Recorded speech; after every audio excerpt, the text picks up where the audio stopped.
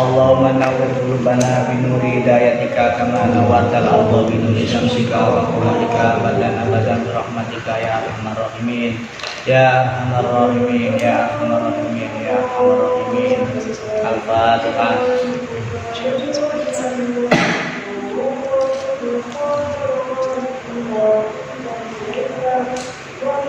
Bismillah al-Fatilah yang saya hormati saudara-saudara saya semua, seiman, seperjuangan yang senantiasa dibuka mata hatinya oleh Allah Subhanahu wa Ta'ala. Alhamdulillahirabbil alamin, pada 10 kedua pada bulan Ramadan ini kita masih ditakdir oleh Allah Subhanahu wa Ta'ala bisa bertemu, bisa bermuwajahah dan bersama-sama tadi bersimpuh mengetuk kekuatan batiniah, mengetuk pintu-pintu langit atas kenyataan kehidupan yang seolah-olah buntu, dan kita berharap bahkan yakin seyakin-yakinnya apa yang kita lakukan tadi oleh Allah Subhanahu wa Ta'ala benar-benar diterima, dijabahi, sehingga memberikan satu dampak atau kemaslahatan ini wa dunia wal akhirah, terlebih dalam bidang terbukanya mata hati kita di hadapan Allah, sehingga kita bisa menghamparkan kehidupan kita pada jalan-jalan dia, jalan-jalan penambahan kepada Allah Subhanahu wa Ta'ala. Melanjutkan kajian kita. Bismillahirrahmanirrahim. Ibnu Athaillah Syakandari wa tasawwa surah wa radhiyallahu an dawuh wonten setunggalipun hikmah mimma yadulluka ala wujudi qahrihi subhanahu an hajabaka anhu bima laisa bimaujudihi ma'ahu. Mimma yaduluka, setengah saking tondo-tondone, mimma setengah saking barang yaduluka kang nuduhaken marang sira ala wujudi qahrihi subhanahu ing atase wujud pemeksone Allah Subhanahu wa Ta'ala. Qahar, salah satu sifat Allah Subhanahu wa Ta'ala itu Al-Qahhar. Sifat Allah Subhanahu wa Ta'ala Al-Qahhar yang biasanya gandeng dengan sifat Jabbar. Makanya dalam salah satu aurat itu, dalam istighosa yang berlaku di kalangan Nahdiyin, kaum Nahdlatul Ulama, ada ya Jabbar ya Qahhar. Ini ya Jabbar ya Qahhar ini adalah hizib kuncian. Makanya ketika ada satu kelompok, ya, ada satu kelompok, entah itu dengan sengaja atau dengan tidak sengaja, bahkan ada yang secara sistematis mau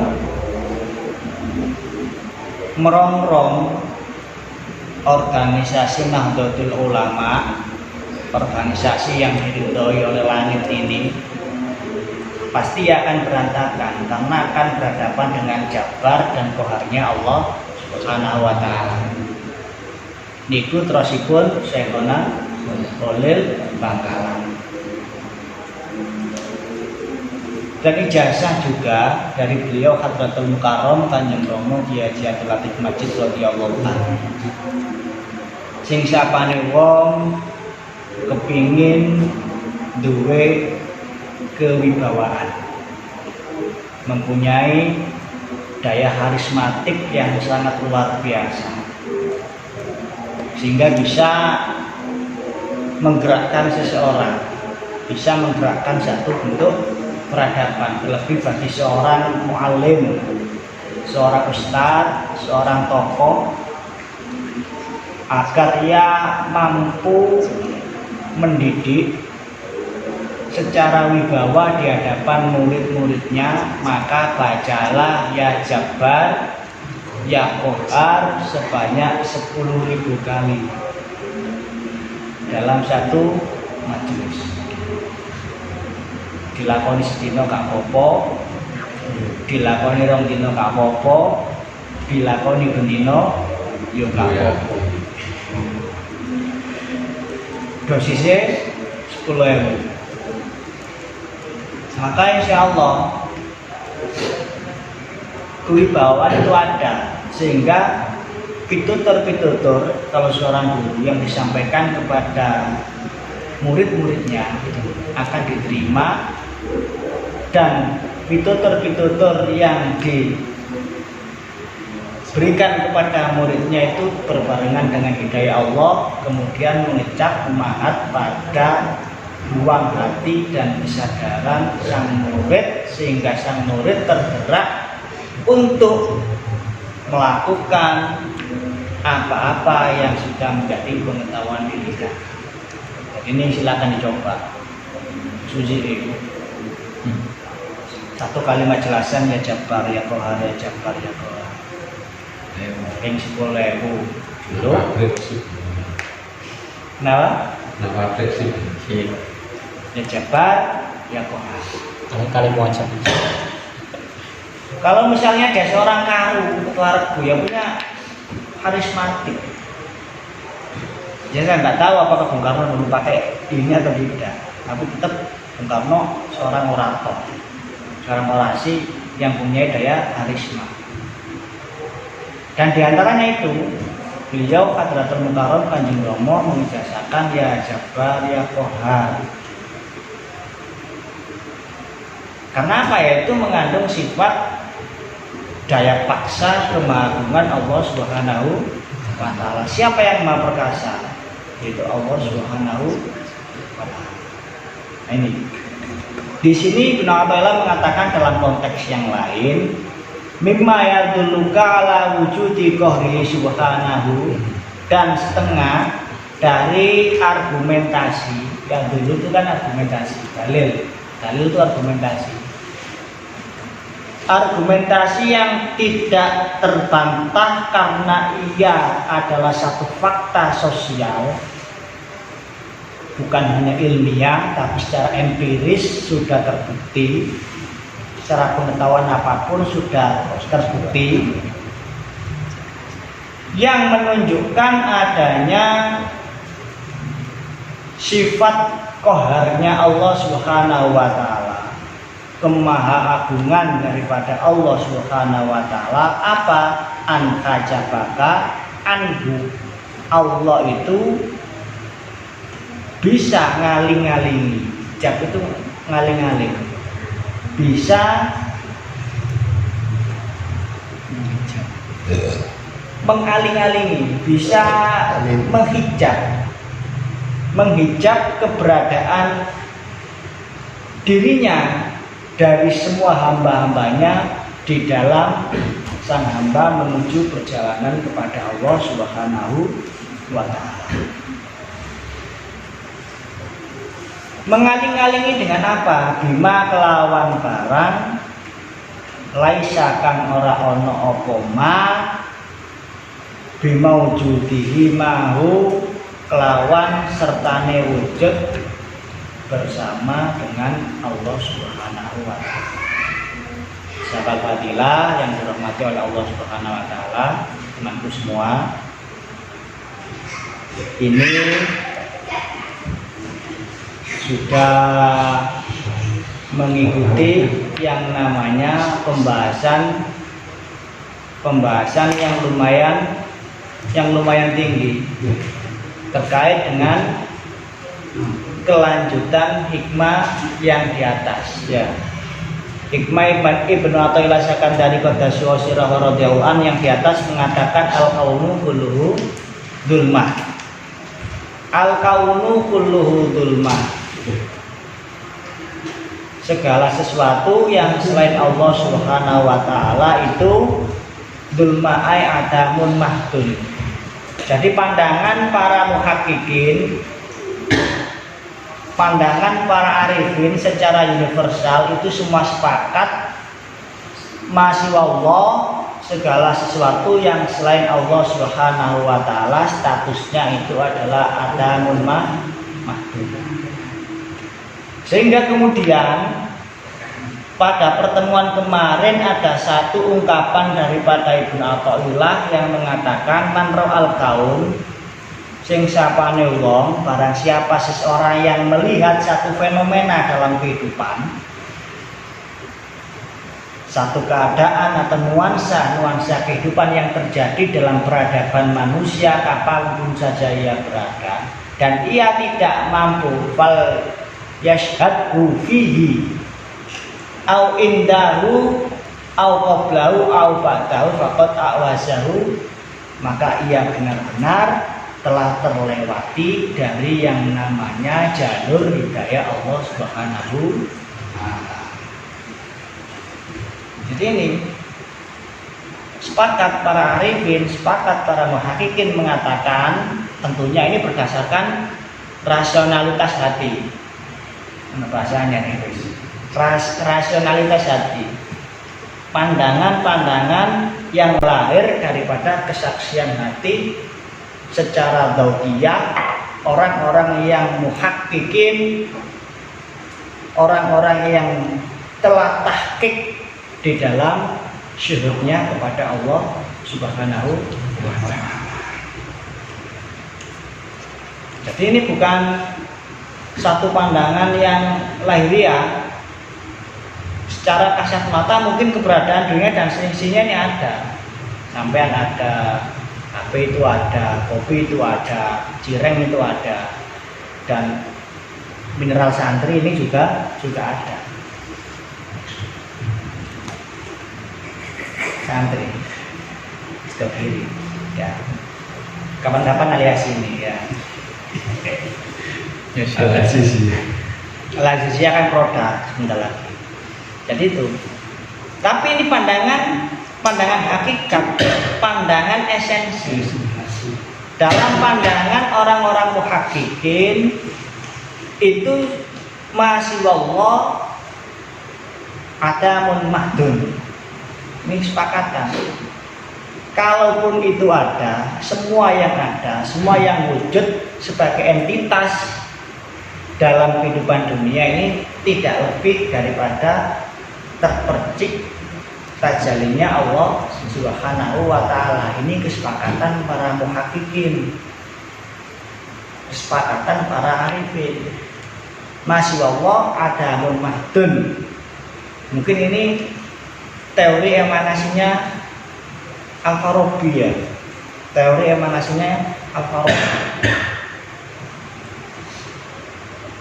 Makanya ini adalah pandangan hati, pandangan yang didasarkan atas kesaksian hati, bukan pandangan dari mata lahiriah. Sehingga karena ini adalah pandangan mata hati, masing-masing person, masing-masing penempuh daripada orang yang ngerambah dalamnya Gusti Allah, otomatis karena alat dan kemampuannya atau daya apresiasi terhadap dzauqiyah itu tidaklah sama.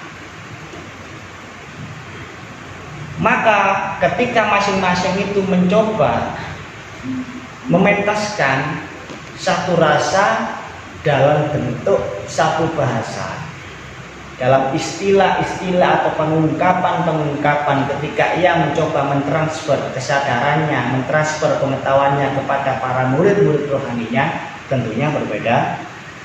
Kenapa? Karena masing-masing orang punya makom, punya hal, dan punya ahwal yang berbeda-beda sesuai dengan kedudukan dirinya di hadapan Allah Subhanahu.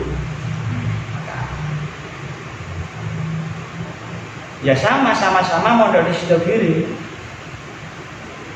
tetapi testimoninya tentang Sidogiri tidaklah sama, karena satu testimoni itu sesuai dengan kecenderungan dan kesenangan dirinya sendiri. Sama-sama katakanlah ia berjalan menempuh di jalannya Allah Subhanahu wa taala dan sama-sama totalitas horik fi bikharil ahadiyah. Wis, horik fi bikharil ahadiyah. Apa horik itu? Tenggelam di dalam pusara samudra ahadiyah. Atau dalam bahasa redaksinya Mbah Abdul Majid, horik fi bikhari lujati bahril wahdah. Tentunya nggak akan sama. Kembali lagi pada keadaan karena masing-masing seseorang itu mempunyai makom. Makom itu bukan makam bagaimana makamnya orang meninggal, ini makom, satu kedudukan rohani. Hal dan akhwal yang berbeda-beda. Maka semakin tinggi kedudukannya ia di hadapan Allah, semakin tinggi derajat kemuliaannya ia menyandang hal dan akhwal yang dimahkotai Allah Subhanahu wa taala kepadanya, maka daya ungkapnya juga semakin tinggi.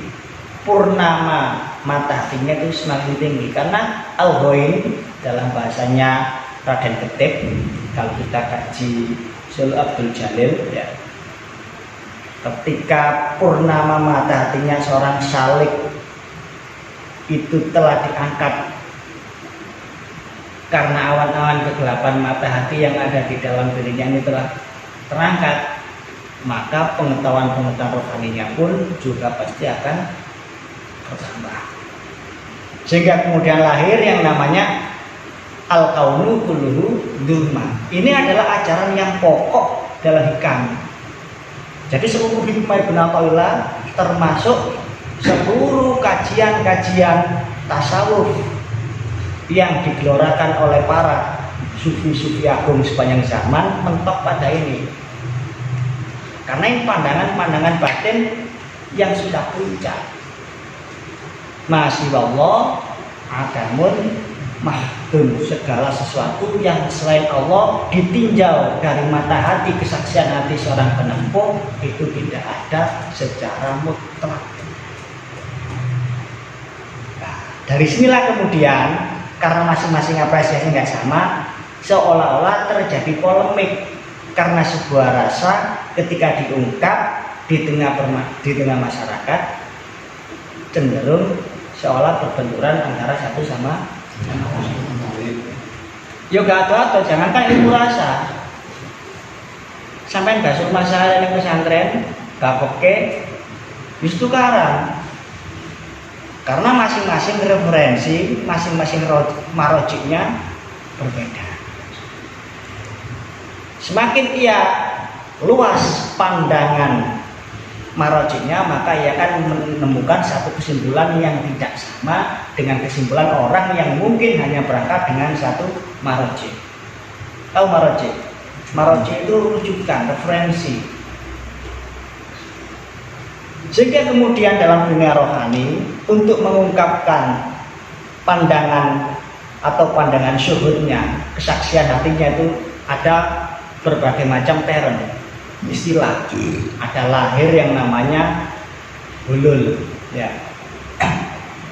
Hulul ini semacam al-khalaj, al-ittihad dengan pengucap khasnya ana al-haq, akulah kebenaran.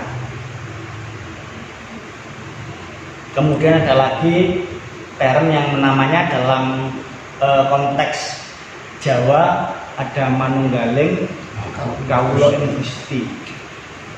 Ada lagi yang namanya wahdatul wujud. Kemudian ada yang namanya wahdatul wujud. Ini adalah istilah-istilah yang lahir dari kedalaman hati yang berbeda ketika mencoba menerjemahkan satu rasa ke dalam satu realitas kehidupan sehari-hari. Maka kesimpulannya di dalam dunia kewalian adalah hal yang biasa terjadi satu polemik. Di dalam dunia wali, podo-podo wali ini bantah-bantahan itu biasa. Ya padha ambek sampean gontok-gontokan ning warung kopi. Berpendapat secara egaliter, secara merdeka, sama seperti itu. Ya padha melu duruke cak silo, kan cak sopo. Ya padha bantah-bantahan seperti itu. Itu biasa dalam dunia kewalian. Contohnya, ya Al-Khalaj. Ya, Al-Khalaj ini pada masa hidupnya hampir semua ulama Baghdad dan wali-wali besar yang ada di Baghdad itu menolak. Tetapi ada dua orang yang menerima. Siapa? Yaitu Waliullah Al-Makki dan Syekh Junaidi Al-Baghdadi. Dalam pandangan tasawuf Nahdlatul Ulama, justru yang menjadi marojik referensi utama adalah Syekh Junaidi Al-Baghdadi. Loh, ini yang menerima Al-Khalaj. Sehingga kemudian Al-Khalaj masyhur sebagai waliullah yang besar. Ya bodoh, sampai berguru kadang-kadang ditolak karo wali siji diterima mbek wali sing liyane itu biasa. Dalam konteks Indonesia kita kenal yang namanya Al-Mufallahu Kiai Haji Hamim Jazuli. Kewalian Kiai Haji Hamim Jazuli alias Gusmi ini dipertanyakan, ditentang oleh wali besar yang ada di kota Kediri, yang juga menjadi wali panutan orang-orang Nahdlatul Ulama. Gusmi juga panutan orang Nahdlatul Ulama dengan gerakan Zikir Qofili, dengan semaannya. Tapi ditolak juga oleh wali besar Nahdlatul Ulama juga, Bayai Mahfuz Ali. Termasuk pada awalnya yang menolak Gusmi yaitu Kiai Haji Ahmad Siddiq. Tetapi Gusmi diterima oleh yang namanya Ki Hamil Pasuruan, Baut Pagrewojo, Badalhar, Pati Congol. Dalam lingkungan Kediri diterima oleh Mbah Bashir Mundir yang terkenal dengan Mbah Wali Budo, pengasuh pondok pesantren Maunasari. Ini sudah biasa. Termasuk kalau kita cermati pada kasus-kasusnya kemursitan daripada Kiai Haji Musta'in Romli Peterongan, Toriko bagian Naksabandi. Kemursitannya diusik, tapi yang jelas nuansa politis, sehingga kemudian lahir kubu yang namanya kubu Cokir, Mbah Adilan Ali yang juga sama-sama terkenal wali besar. Ada lagi yang namanya kubu Merangen, Demak. Ya, sama-sama TPN juga. Jadi sangat wajar dalam dunia kewalian itu terjadi polemik, termasuk keberadaan Mbah Yai Mu'alif Sholawat Wahidiyah. Mbah Yai Mu'alif Sholawat Wahidiyah ini juga ditentang oleh para mursyid Toriko terkait keberadaan Wahidiyah sebagai satu entitas, sebagai satu gerakan di dalam usul kepada Allah Subhanahu wa Ta'ala. Seorang wali dari Lirboyo menolak, tetapi perjuangan beliau di backup Mbah Yai Wahab Nasrullah, Mbah Yai Hamim Jazuli, dan banyak tokoh-tokoh besar yang kemudian bergandengan tangan di dalam perjuangan kesadaran kepada Allah Subhanahu wa Ta'ala. Makanya kesimpulannya, polemik dalam dunia batiniat sebenarnya satu hal yang sangat biasa, mestinya kita sikapi dengan sikap arif dan egaliter, kaya perdebatan yang warung kopi. Lek ngotot, nang warung kopi ngotot, jadi opo? Enggak ono menang, enggak ono kalah. Nang warung kopi kan seperti itu. Ya masing-masing pada kecenderungan masing-masing sudah. Tapi sayangnya memang di tengah kehidupan ini banyak interest pribadi yang berseliweran, sehingga kepentingan-kepentingan yang terus hubungilah kemudian mengatasnamakan kadang-kadang gerakan rohani, kadang-kadang atas nama Tuhan, kadang-kadang atas namanya teks suci, Al-Quran dan sebagainya, sehingga menjadi satu bentuk permasalahan. Contohnya mana perbedaan? Lek jari saya berarti siapa saya berarti? Haji Habib Muhammad. Abdullah bin Ali Al-Haddad ngendikan, beliau dawuh, lek golek guru mursyid iku golek guru sing selalu nangis ning Gusti. Gusti Allah sampean kok mau guru wong gak iso nangis ning Gusti Allah. Iku berarti padha wong gak wedi dosa karo Gusti. Jadi intinya kalau boleh sing wong sing gembeng. Kalau di dalam orang yang selalu mengalirkan air mata itu ada satu bentuk rasa takut yang istiqomah, yang dawaman. Kita baca apa sih? Mau ngerti apa? Nonton dari pihak.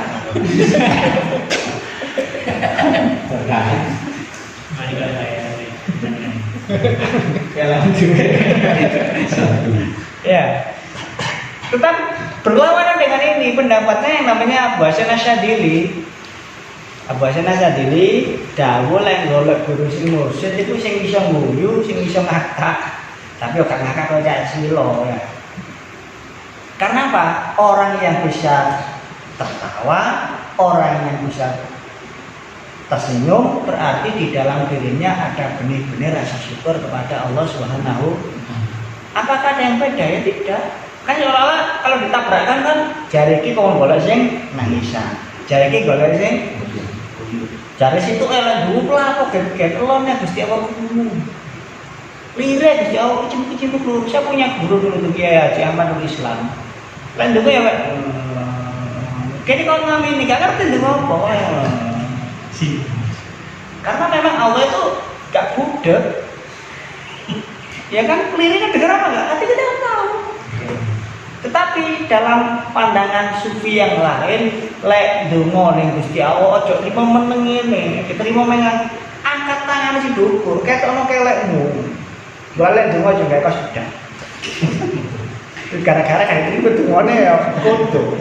Pejah ngene ketokno rambutnya dukur. Sakit malaikat.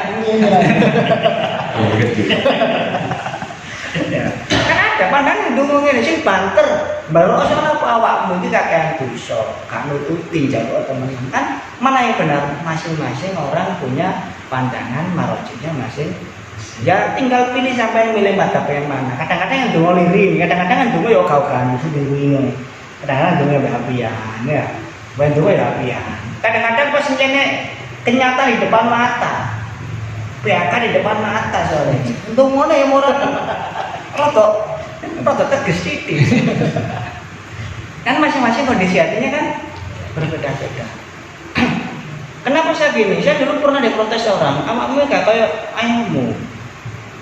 Ayahmu lan dungo itu pendapat ayahmu biyen ngaji Mukhtar al-Hadis kan dungo itu kaduliri.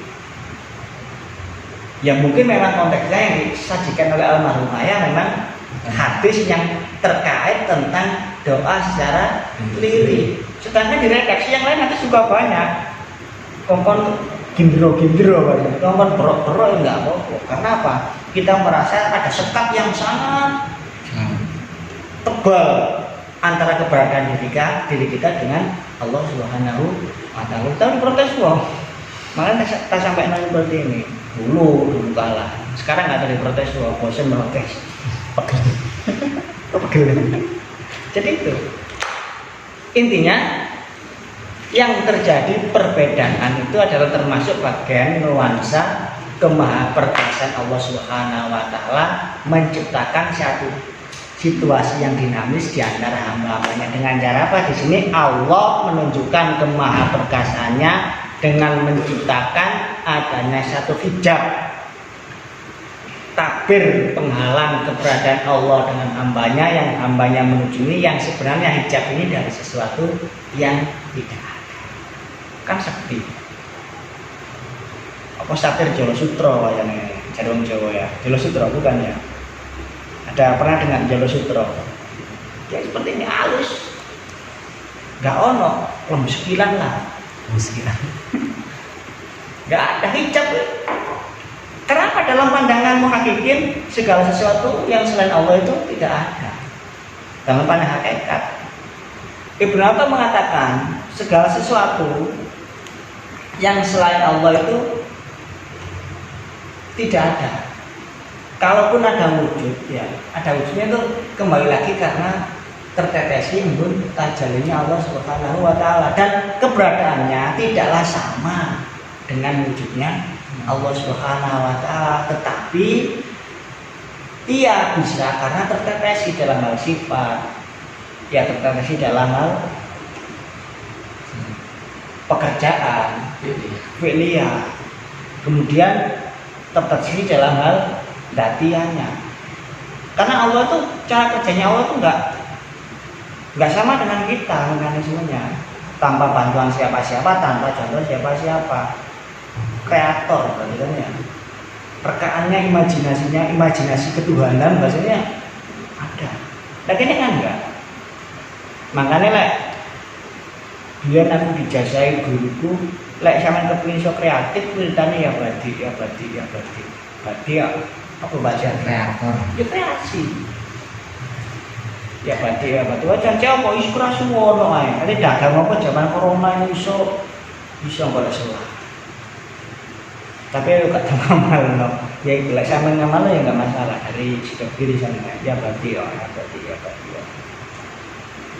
Ya cerdas. Improvisasi lo pintar. Ngakal iso mageper mungkin yang pintar itu.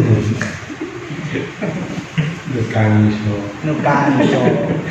Bukan apaan, bebas, iso itu pasti. Itu mungkin pintarnya apa? Jadi ini ya, sesuatu yang tidak ada tuh bisa menghalangi itu salah satu kekuasaan Allah. Apa sih contohnya kan hawa nafsu? Jawab di atas hawa nafsu. Hawa nafsu contohnya apa? Ilmu, amal, kemudian kekayaan, jabatan. Sesungguhnya ini kan ya tidak ada itu, tetapi bisa menghijabi, bisa menjadi tabir penghalang perjalanan seorang manusia untuk sampai kepada Allah. Ini kan keren. Sekti lah bahasanya. Sekti. Ya Gusti Allah memang Maha Sekti, ya Jabar ya Qahar. Lah anu sing iso ngalahno kesektiane Gusti. Lek Gus pinter akeh. Tapi Gus apa? Gusti apa? Mantap ya Gus. Gus ya Gusti Allah. Jadi ini saudaraku yang saya hormati, makanya kita ini harus arif dan bijaksana di dalam menyikapi setiap perbedaan-perbedaan di tengah kehidupan manusia. Jangan terlalu memaksakan kehendak dan pemikiran kita di tengah masyarakat, dan kita juga tidak alergi terhadap pemikiran-pemikiran yang berkembang di tengah masyarakat, karena semua itu bisa dikawinkan yang dengan sifat eklektisme itu loh. Ya kayak ini kan eklektis dari Gus, karena perpaduan antara Jabariyah dan Qadariyah, Abu Hasan Al-Asy'ari dengan Syekh Maturidi. Jabariyah cenderung kepada pasifisme, ada dalam istilahnya fatalisme. Qadariyah pada free will, kebebasan berpikir, kemudian dikawinkan jadi satu entitas, yaitu Nahdlatul Ulama. Satu sisi ikhtiar semaksimal mungkin, sisi yang lain berpasrah kepada Allah Subhanahu. Jadi itu mungkin yang saya sampaikan pada malam hari ini. Kita senantiasa bermohon kepada Allah Subhanahu wa Ta'ala, karena kata kuncinya adalah hidayah Allah Subhanahu wa Ta'ala. Nah, dalam satu kesempatan dahulu, kalau kita masih belum diberikan kedudukan makom dalam perjalanan spiritual, maka falijahid nafsahu birriyadhah wal azkar. Bang ngake-ngakeno riyadhah itu pelatihan batiniah. Ya mulai bengi, ya luwe kesempatan Ramadan ini kan, masa Ramadan kan kita gunakan ya luwe, ya lockdown, tidak menjalin hubungan dengan siapa-siapa, kemudian kita kontemplasi atau uzlah dan kholwat, dan juga kita tidak banyak bicara. Ini kan riyadhah bil adkar, dengan nomor banyak mujahadah sesuai dengan kepercayaan masing-masing. Karena galiter itu sesuai dengan kepercayaan masing-masing.